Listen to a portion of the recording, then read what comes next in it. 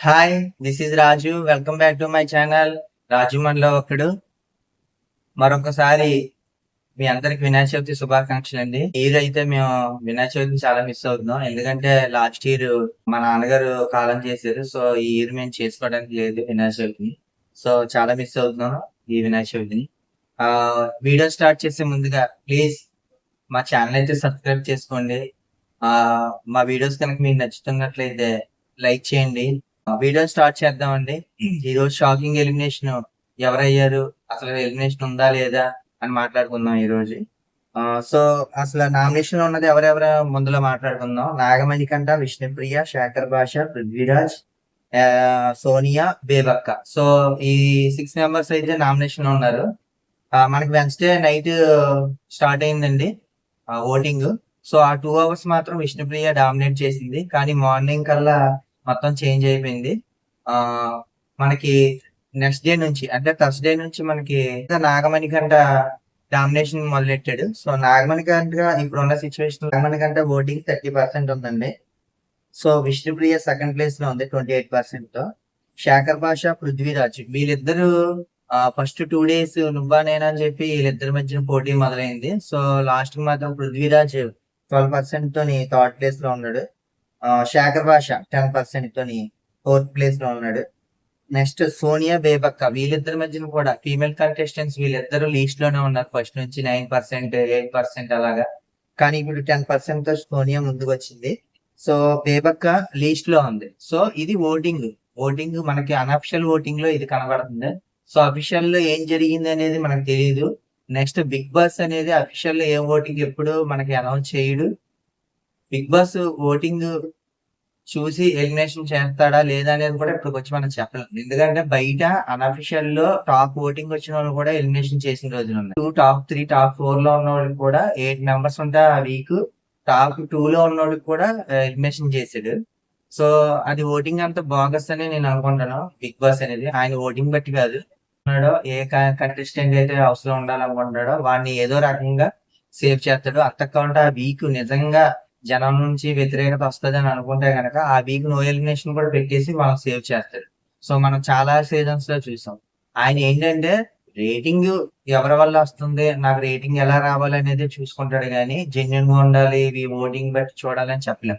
అలా అని చెప్పి బయట ఓటింగ్ కూడా జెన్యున్ గా వస్తుందంటే మనం చెప్పలేం. ఎందుకంటే పృథ్వీరాజ్ అనేవాడు మనకు తెలియదు, నాకే తెలియదు, నాకు కూడా తెలియదు అసలు. మిగతా చాలా మందికి తెలిసి ఉండొచ్చు. కానీ తనకు అంత ఓటింగ్ ఎలా వస్తుంది? నాకు శేఖర్ భాష చాలా బాగా తెలుసు, చాలా మందికి తెలుసు శేఖర్ భాష. తనకు ఓటింగ్ ఎందుకు రావట్లేదు? సో అదే చెప్పానండి, నేను ఇంతకు ముందు ఒక వీడియో చేశాను పిఆర్ టీమ్స్ కోసం. పిఆర్ టీమ్స్ 10 weeks డామినేషన్ కొనసాగిస్తుంది. వాళ్ళ కంటెస్టెంట్స్ ని ముందుకు తీసుకెళ్ళడానికి కింద మీద పడి ఏదో రకంగా చేస్తారు. అలాంటిది ఓటింగ్ లో చేయడం పెద్ద విషయం కాదు. సో పృథ్వీరాజ్ అనేవాడు ఎందుకు థర్డ్ ప్లేస్, 4th ప్లేస్ లో చాలా మంది అన్అఫిషియల్ ఓటింగ్ లో 4th, 3rd లేదంటే సెకండ్ లో కొన్నిట్లో ఫస్ట్ కూడా పెడతారు. చెప్తున్నాను వాళ్ళు అలా ఉంటున్నాడంటే పిఆర్ టీమ్స్ ప్రభావం. కానీ అఫీషియల్ లో ఓటింగ్ అలా బిగ్ బాస్ టీం ఎప్పుడూ అనౌన్స్ చేయదు. కానీ బిగ్ బాస్ ఏంటంటే తనకి ఎవరు కావాలో తననే ఉంచుకుంటాడు. మిగతా వాళ్ళని టాప్ లో ఉన్నా సరే, టాప్ ఓటింగ్ వచ్చినా సరే ఎలిమినేషన్ చేసేస్తాడు.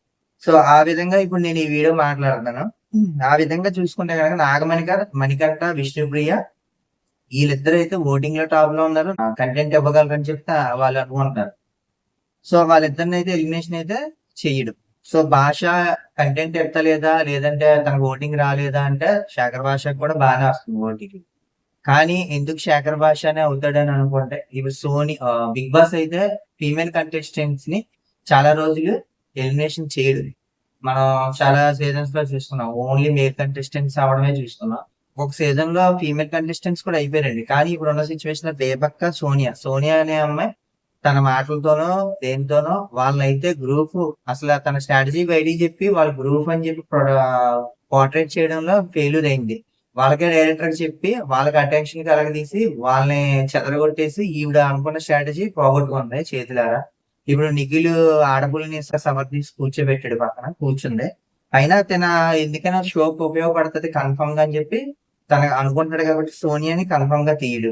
బేబక్క కామెడీ పరంగా నెక్స్ట్ అక్కడ కొన్ని వర్క్ చేయడం పరంగా గానీ తన కూడా స్క్రీన్ స్పేస్ రాబట్టుకోగలదని చెప్పి తన ఊహించాడు. అలా అని మన పృథ్వీరాజ్ అనే ఆయనకి బిగ్ బాస్ టీమ్ కొంతమందికి వీక్స్ ఉండడానికి ఏమైనా అగ్రిమెంట్ రాసిస్తుందో తెలియదు.